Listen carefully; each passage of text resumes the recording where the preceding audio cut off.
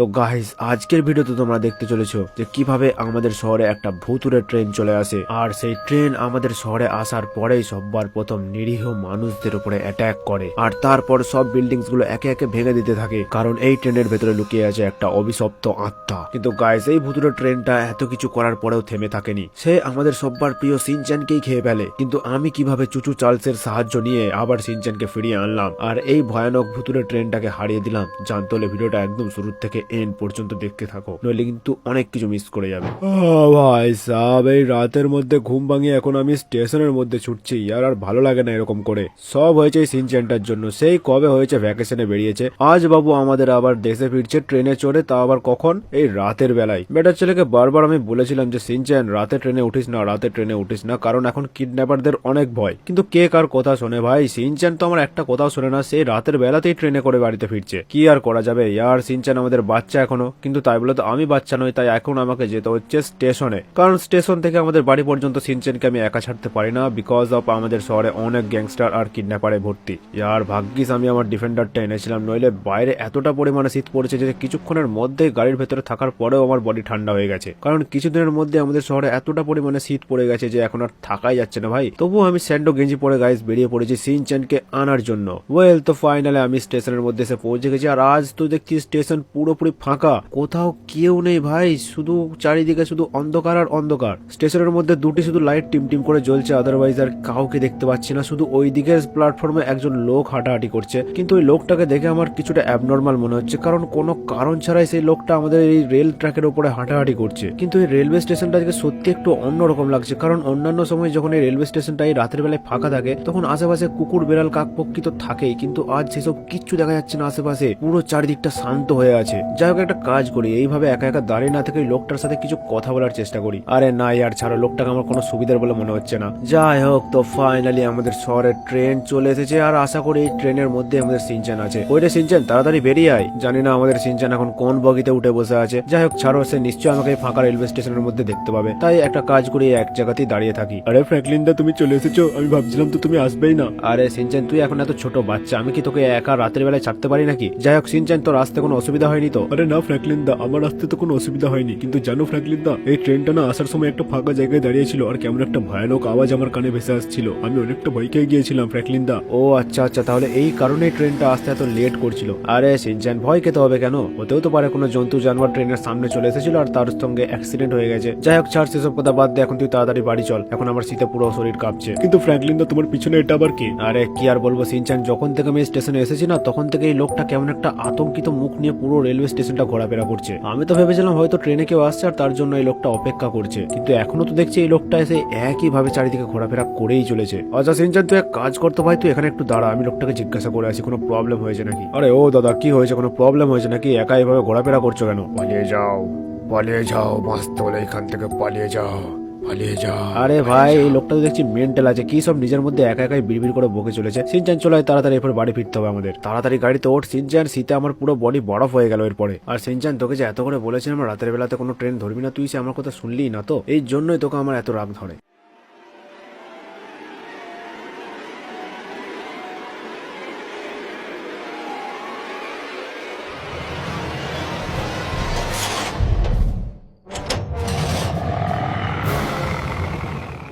তো ফাইনালি ভাই সাহেব, এত ঠান্ডার মধ্যে গাড়ি চালিয়ে এখন আমি বাড়িতে চলে এসেছি। সিনচ্যান ভাই তাড়াতাড়ি বাড়ির ভেতরে চল, এত ঠান্ডায় জমে আমি পাথর হয়ে গেছি। আরে সিনচ্যান, কোথায় গেলি? আরে ফ্র্যাঙ্কলিন দা, তোমাদের দেখছি খুবই শীত করছে, একদম শীতে কাঁপছো পুরো। আরে হ্যাঁ রে ভাই সিনচ্যান, কেন জানি না আজকে একটু বেশি ঠান্ডা লাগছে আবার, আর ওই স্টেশনে তো সব থেকে বেশি ঠান্ডা লাগছিল, কেন জানি না স্টেশনটা আজকে একটু বেশি ঠান্ডা ছিল। সিনচ্যান চল, আর বেশি দেরি করা যাবে না, অনেক রাত হয়েছে, এরপর তাড়াতাড়ি শুয়ে পড়তে হবে। এক কাজ কর, তুই এখানটা একবার দাঁড়া, আমি বিছানাটা একটু ঝেড়ে নিই। চল সিনচ্যান, বিছানা পুরো ঝাড়া হয়ে গেছে, এরপর তাড়াতাড়ি বিছানাতে উঠে চলে আয় আর ফটাফট শুয়ে পড়তো। কিন্তু হ্যাঁ, মনে থাকে যেন বিছানায় পেচ্ছাপ করলে কিন্তু কাল থেকে মাটিতে শুতে দেবো।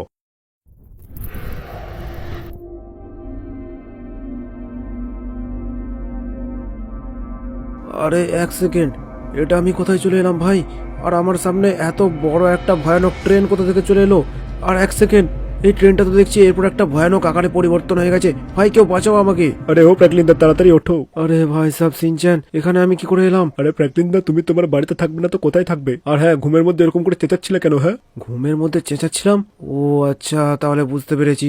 আরে ইয়ার, আমি তাহলে স্বপ্ন দেখছিলাম এতক্ষণ ধরে। তাই তো বলি ইয়ার, এরকম অদ্ভুত ট্রেন তো আমাদের রেল স্টেশন দিয়ে কোনোদিন যাওয়া আসা করেনি। যাই হোক, এই ব্যাপারটা সিনচ্যানকে জানতে দেওয়া চলবে না যে স্বপ্নের মধ্যে আমি ভয় খেয়ে গিয়েছিলাম। আরে ভাই সিনচ্যান, ওটা আমি ঘুমের মধ্যে একটু এক্সারসাইজ করছিলাম ভাই। ও আচ্ছা, তাই নাকি? তাহলে আমাকে একটু শিখিয়ে দাও কেমন এক্সারসাইজ। আরে ছাড় না ইয়ার সিনচ্যান, তুই এসব জেনে কি করবি? তুই এখন অনেকটা বাচ্চা আছিস, এসব তুই পরে শিখে নিবি। এখন এক কাজ কর, তুই এখানে আয় আর একসাথে আমরা একটু টিভির নিউজটা দেখি।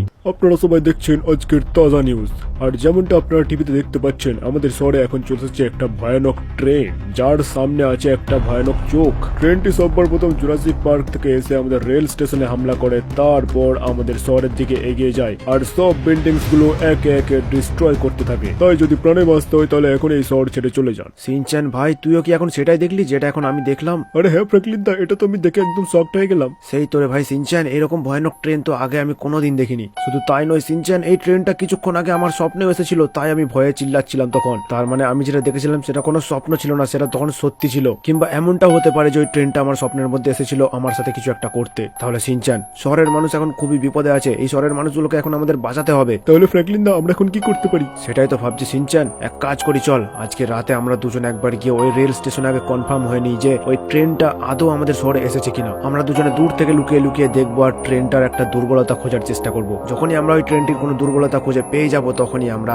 বাজি মাত করে দেবো। চল সিনচ্যান, আজ তাহলে ঠিক 12টায় আমরা বেরোবো রেল স্টেশনে। A few moments later. তো ফাইনালি এখন ঘড়ির কাটায় কাটায় ঠিক বাজছে রাত 12টা। আমি তো পুরোপুরি রেডি হয়ে গেছি, তার সাথে সিনচ্যানও রেডি হয়ে গেছে। আর সাথে করে আমি ব্যাগের মধ্যে কিছু বন্দুক আর গুলি নিয়ে নিয়েছি নিজেদের সেফটির জন্য। কিন্তু গাইস, তোমরা যতক্ষণ না এই ভিডিওটিতে লাইক করবে আমরা ততক্ষণ সেফটি থাকবো না। তো প্লিজ একটা লাইক করে দাও আমাদের সেফটির জন্য, কারণ তোমাদের জন্য আমরা একটা এত বড় রিস্ক নিতে চলেছি। আর কমেন্টে অবশ্যই RIP ট্রেন লিখে দিও। ফ্র্যাঙ্কলিন দা, আমার খুবই ভয় করছে। আরে সিনচ্যান, কি সব বলছিস তুই? এখন ভয় করলে চলবে না, এখন যেভাবে হোক আমাকে এই শহরের লোকেদেরকে বাঁচাতে হবে। চিন্তা করিস না সিনচ্যান, আমার কাছে যথেষ্ট ওয়েপেন আছে, সেগুলো দিয়ে আমি তোকে অবশ্যই বাঁচিয়ে নেব। তুই জাস্ট আমার পিছনে পিছনে থাকবি, তাহলেই হবে। আরে ফ্র্যাঙ্কলিন দা, ফাইনালি আমরা চলে এলাম স্টেশনে। হ্যাঁ সিনচ্যান, ফাইনালি আমরা চলে এসেছি আমাদের রেল স্টেশনের মধ্যে। কিন্তু আজ তো দেখছি রেলওয়ে চত্বর পুরোপুরি ফাঁকা। এক কাজ কর সিনচ্যান, তুই আমার পিছনে পিছনে আয়। আর হ্যাঁ, পায়ের বেশি আওয়াজ করবি না কিন্তু। আমি সবার প্রথম চারিদিকটা একটু ইনভেস্টিগেট করব, বাট তার আগে বন্দুকের ব্যাগটা একটু সাইডে রেখে দিই।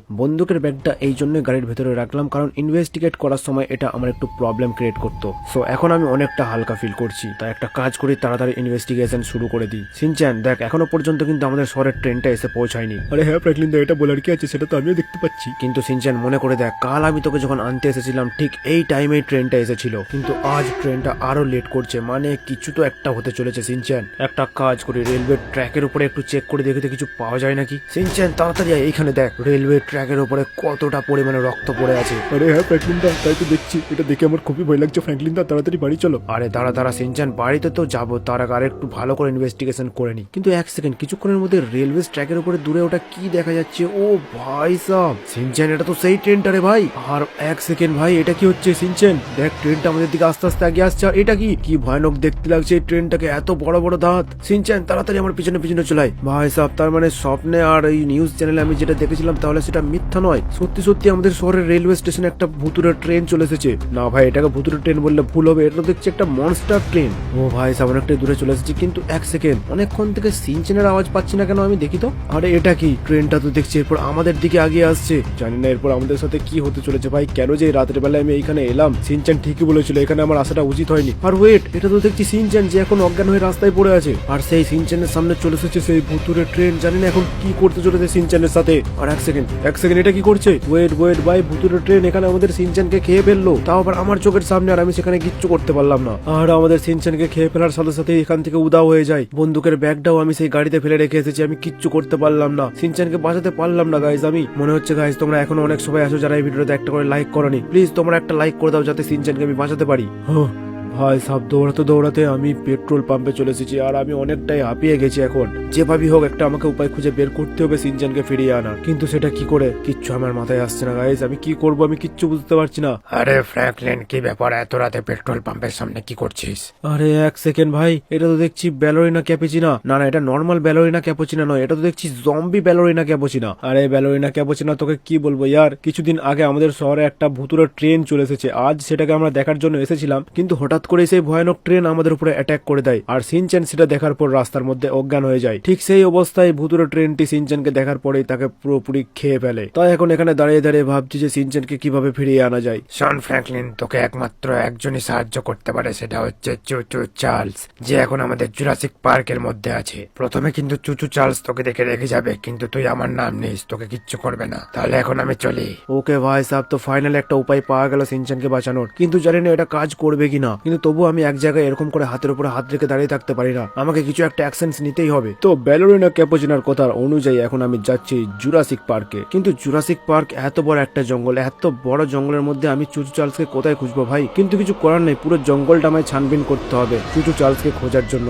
কারণ সিনচানকে বাঁচানোটা খুবই জরুরি। কিন্তু এটা আমি কি দেখছি ভাই, জঙ্গলের ভেতরে আসার পরেই এখানে অনেক টুংটুং সাহুর চারিদিকে ঘোরাফেরা করছে, তাও আবার হাতে একটা বড় ডান্ডা নিয়ে। আমার মনে হচ্ছে চুচু চার্লসকে পাহারা দেওয়ার জন্য এতগুলো টুংটুং সাহুর এখানে রাখা হয়েছে। তো তার মানে এখন আমি চুচু চার্লসের আশেপাশে আছি, কিন্তু ব্যাটার ছেলে আছে কোথায় ভাই? সেটা না হয় পরে দেখা যাবে। আপাতত এক কাজ করি, সব কটা টুংটুং সাহুরকে আমি এক এক করে শুইয়ে দিই, নইলে আমি আগিয়ে যাবো, এরা আবার আমার পথের কাটা হয়ে দাঁড়াবে। তো এখানে আমি আরপিজি লঞ্চার নিয়ে নিয়েছি আর এখানে একটাকে আমি ওপরে পাঠিয়ে দিয়েছি, আর একটা সামনে আছে। আরে ভাই মিস হয়ে গেল রে এটা, তাহলে এটা খা ভাই সাব। চলো এটাকেও ফিনিশ করে দিয়েছি, আর সামনে এখনো অনেকগুলো টুংটুং সাউর আছে, কিন্তু সব থেকে সামনে যেটা আছে তাকে ফিনিশ করে দিয়েছি। এরপর ভাই অনেকটা দূরে দূরে আছে। আরে কোথায় গেল ভাই বাকিগুলো? এই তো ভাই সামনে একটা আছে। চলো ভাই, এর উপরে আমি রকেট লঞ্চার চালিয়ে দিয়েছি আর এটাও ফিনিশ হয়ে গেছে। আর ওইখানে দূরে একজনকে দেখা যাচ্ছে, কি করবো ভাই, একে মারবো কিনা? এ তো মনে হচ্ছে আমায় দেখতে হবে না। এরপরে একটা কাজ করি, এই টুংটুং সাউরটাকেও ফিনিশ করে দিই, নইলে বলা তো যায় না কখন আবার পিছন থেকে এসে আমার মাথায় বাড়ি মেরে দেবে। সব কটা টুংটুং সাউরকে আমি ফিনিশ করে দিয়েছি, কিন্তু এখনো পর্যন্ত চুচু চার্লসের দেখা আমি পাইনি।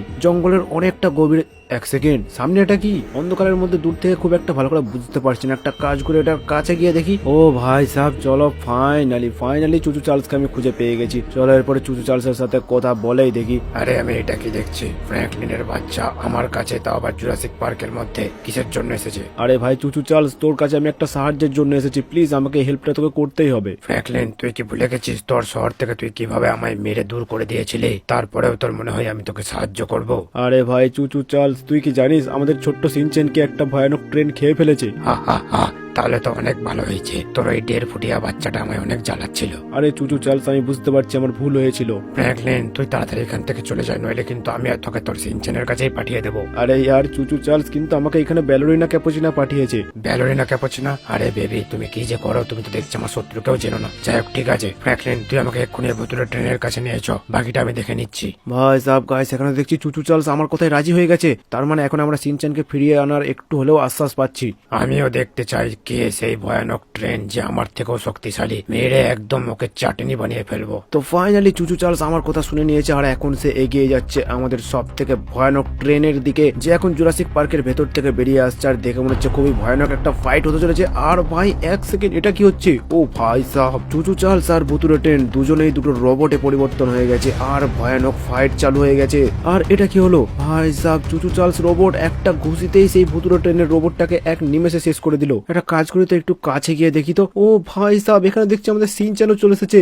আর সবকিছু হয়েছে চুচু চার্লসের জন্য। গাইস, তোমরা এখনো যারা যারা ভিডিওটা দেখছো, প্লিজ তোমরা কমেন্টে থ্যাংক ইউ চুচু চার্লস লিখে দাও, কারণ চুচু চার্লস যদি আজ না থাকতো তাহলে আমরা সিনচানকে বাঁচাতে পারতাম না। আর তার সাথে তোমরা সবাই মিলে এই ভিডিওটাতে লাইক করেছো, তাহলে এই ফাইটটা তো আমাকে জিততেই হতো কোনো রকমে। তো গাইস, আজকে ভিডিওটা এখানে এন্ড করছি, দেখা হচ্ছে পরের ভিডিওতে, ততক্ষণের জন্য বাই।